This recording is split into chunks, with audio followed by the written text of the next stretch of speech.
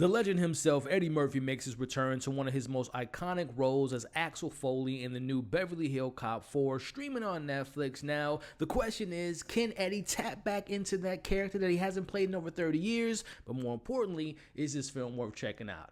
Well, we'll be discussing that and much more in today's spoiler-free review of Beverly Hills Cop Axel Foley.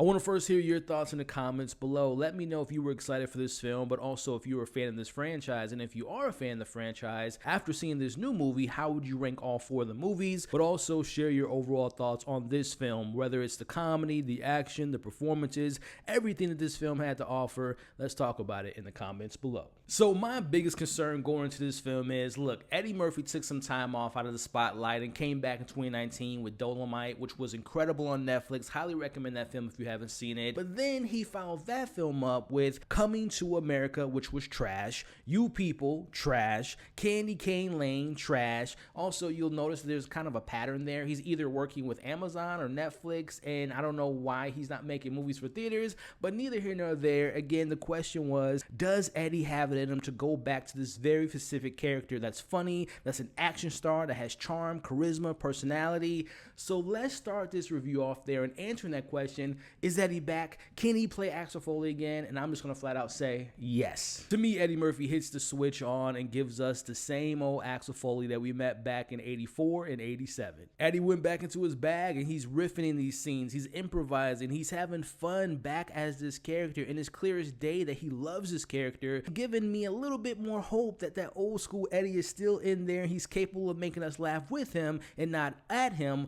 like how I felt about watching him in Coming to America. There's just something about him putting on that jacket and those shades that almost comes off as like you hear those actors that need makeup or prosthetics to really lock into a character. And I could be wrong, but I feel like him having those items, and of course having the returning characters like Billy and Taggart and Jeffrey and Serge, and being back in Beverly Hills really makes him return back to the character, and having him be the character feels seamless to me. So if you were like me and had your concerns about, can Eddie get back to that very cool, laid-back action star that is Axel Foley? Well, like I said, as far as my perspective goes, I think he did it, and he did it with ease. Now, for me personally, I come to this franchise to have a good laugh and see some solid chase sequences and some shootouts, and for the most part, I got that. So I'll give the film its props and giving me the bare minimum and what I'm looking for in these movies, and to that point, the laughs mostly come from Eddie, and I thought the action was good enough. Speaking specifically to the action in this film, I thought the opening sequence was pretty cool because it's an homage to the original.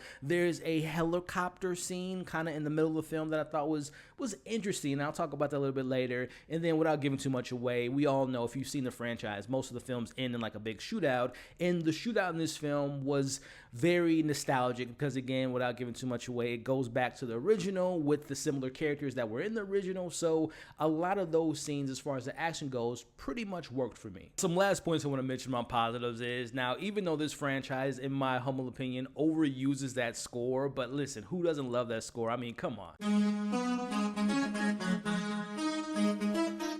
And when the film was at its best and at its peak for me, it does a good job of mixing what made those films work in the mid to late 80s and updating it to 2024. And I think if you are a diehard fan of the franchise, there are callbacks, there are nostalgic moments that will make you happy. And at the end of the day, I think if you are a diehard fan, you will overall enjoy this film. But unfortunately for me, that's where my criticisms kind of come in. Now, I've seen the 3 previous films, and now I've seen the 4th one, so I've seen the entire franchise.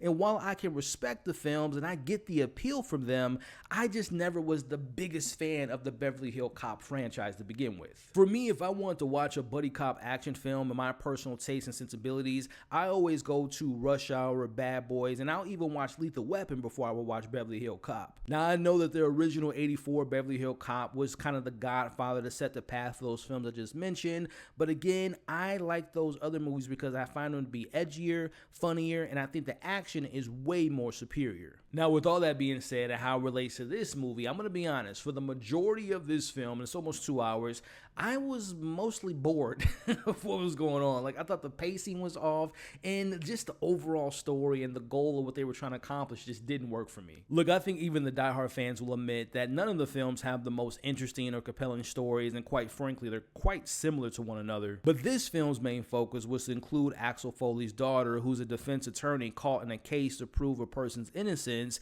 and gets caught up in this situation involving corruption in the police department, and I just found it to be extremely uninteresting, and the pivotal aspect of caring for this fractured relationship between Axel and his daughter didn't work for me at all. Now, that goes hand in hand with the 2 weakest parts of this movie for me. Number one, I'm a fan of the actors Joseph Levitt-Gordon, who plays Detective Bobby in this film, and you have Taylour Paige, who plays Jane, who is the daughter of Axel Foley, but I feel like both of the actors were sleepwalking and on cruise control in their respective roles. Detective Bobby isn't really that involved till about the halfway point in this film, but I didn't really buy anything about the character and what they were offering. From what he did in the past to his past relationship with Jane, none of his jokes nor his action sequences worked for me. He's basically playing a Billy 2.0, but I thought the chemistry between him and Axel never worked. Which, speaking of chemistry not working, look, I like Taylour Paige. I've liked her in pretty much everything I've seen her in, especially in her breakout role in Zola, but in this movie, it was a mixture of a poorly written character, but also a very underwhelming performance. The story didn't really do her any favors with this very generic trope of a father leaving and thinking that he's doing the right thing and protecting his kid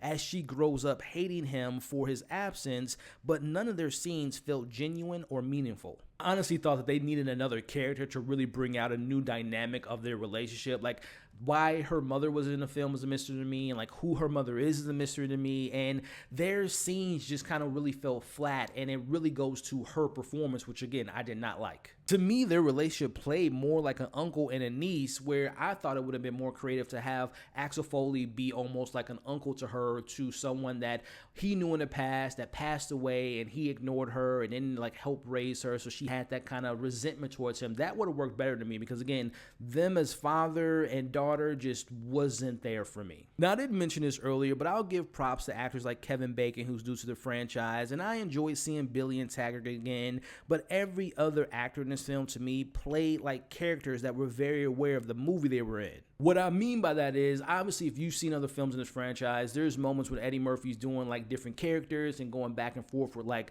a valet person or a hotel manager, and you get that in this film, but the actors they chose to be those people that Eddie Murphy bounces off of just didn't work. Like, they played like caricatures. Like, there's a couple different scenes. I think of the real estate agent, and that whole scene was not funny to me. I think of the character, the valet guy, like that felt forced, and again, it feels like they were breaking the fourth wall, like wink wink, we're in a Beverly Hills Cop movie, let's play like we're in those movies and make like well-known references that they're kind of in a film playing a character. And there's also a scene, and I like this actor, but there's like this cartel bar scene that Eddie Murphy and Joseph Levitt-Gordon have to go to.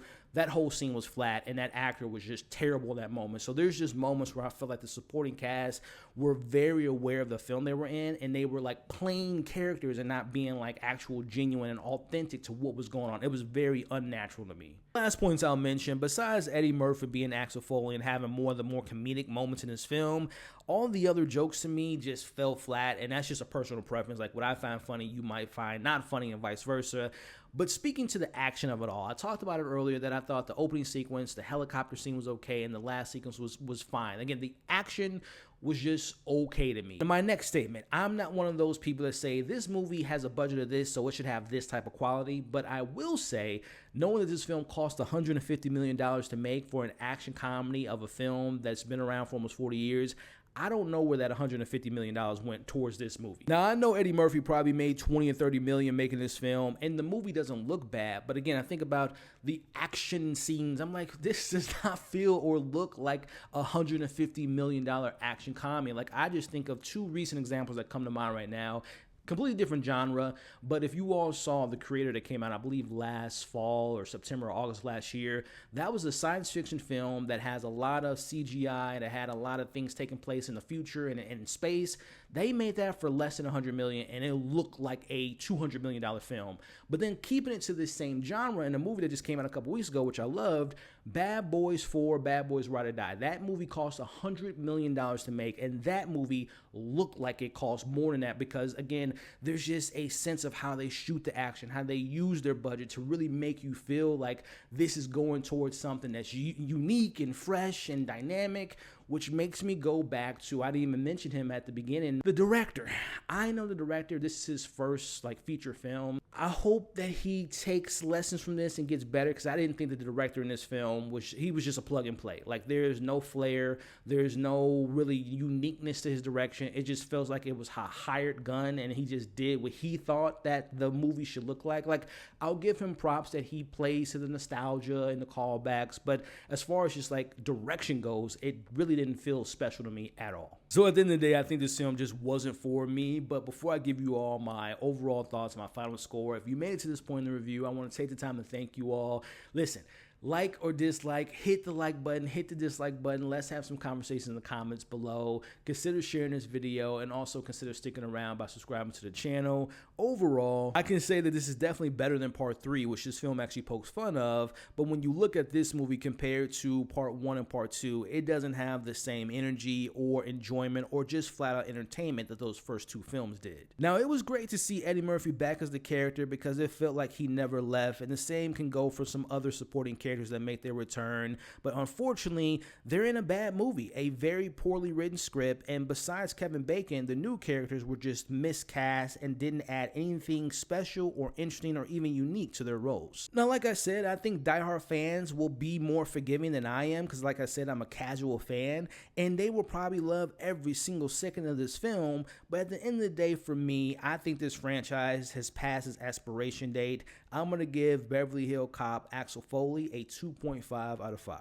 Look, with something like Top Gun Maverick did, and even recently, like I mentioned, Bad Boys 4, it is hard to make a movie. I'm very aware of that, and it's even hard to bring back a beloved franchise that you haven't seen in 30 and 40 plus years, and having it be nostalgia, but also being inviting to a new audience, and again, playing to the things that we love from the franchise. It's a hard thing to do, and it's very rare to do, but for me, this film has the character that's good, Eddie Murphy, that's good, but he's in a bad movie in my humble opinion, and I don't think it captured the same essence that I was looking for from even Part 1 and Part 2, and again, I think 4 is better than 3, but it even missed some of the stuff that they were doing back then, but again, at the end of the day, it just wasn't for me, but it might be for you. Again, I think diehard fans will be more forgiving than I am. They will just see Eddie having a good time, and they're going to have a good time, and that's good enough for them. But for me, the movie was not that good. But at the end of the day, I want to hear your thoughts, pros, cons, favorite moments.